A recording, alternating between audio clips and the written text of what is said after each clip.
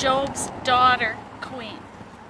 So what I'm going to talk to you about today is an interesting letter to the editor that was written to the Western News last week.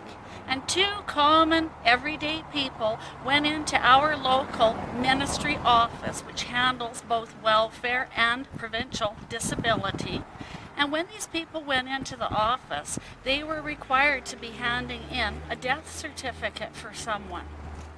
Well, in their letter, they go on and on writing about how they were truthfully treated, and they were very, very shocked about the way that they were treated. Because number one, being that it was their very first time there was no kind of a receptionist or anyone like that to tell them which direction do you go now that you've come in the door, or who do you talk to, or what.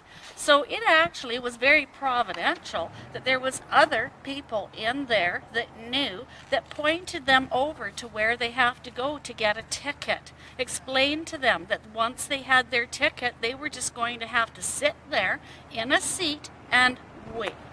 Now, while they walked in and while they were sitting waiting for several hours, by the way, what they took note of is what the truth is. There is many, many cubicles in there. I forget the exact number, but 10 is a number that comes to my mind. And there, any time I've gone in there in the last year, like 2014, there only seems to ever be one person on at one cubicle. Now that is absolutely ridiculous when you're supposed to be providing service. And the other thing that happens that gets very dastardly in the winter time is that they completely close up the office between... So I'm just going to start it again? Mm-hmm. Are your arms getting tired? A little bit. It's all right. They completely... Wait, no. Oh, sorry. I'm pressing the red button, right? Yep. Okay, press it again. Do you see anything in the screen? No, just my face. So it's not Okay, shut the camera. And then open it again. And open it again. And then press that again. There we go. Okay.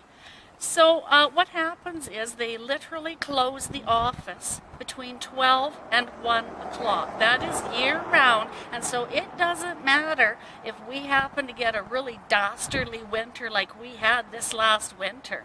That means that people that are there and waiting have to wait totally outside in the cold until they open that office at 1 o'clock again, and have to go through the whole process of sitting down and waiting. So I was very, very pleased with Judy Johnson, who had the guts to write this as a letter in the Western to let the common everyday person know what happens in that ministry office, because it's not very nice. Now, there also was a second article that came in over the weekend that was on the front of the Western. And I have learned that there is a misconception that we have out there, those of us that are living on lower monies, etc. There is a conception out there that when it comes to your utilities and the place where you live, that in winter months, if you have very, very little money and say cannot pay your utilities or cannot pay your rent, that you're supposed to be given some brevity, and that is completely wrong. And a gentleman named Drew Curry, age 57, found that out in December when a City of Penticton employee all of a sudden turned up on the doorstep of his small rented cabin on Hudson Street. And the technician told Curry, who is living on provincial disability, which for some, not everybody, is $900 a month. Now that's for rent and absolutely everything. Hello? And so he was following up with a disconnection notice. So naturally, Mr. Curry got very upset and contacted the city, and they eventually worked out something.